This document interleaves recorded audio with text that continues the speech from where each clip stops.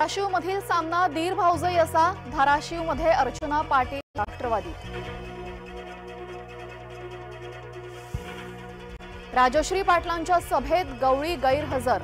भावना गवळींचा ticket कापल्याने नाराज। सभा राणांची, हल्ला उद्धव यांच्यावर। अमरावतीत वाचला गेला उद्धव यांच्या अपयशाचा पाढा। रश्मी बर्वेंना तात्पुरता दिलासा। नागपूर खंडपीठाकडून अंतरिम स्थगिती।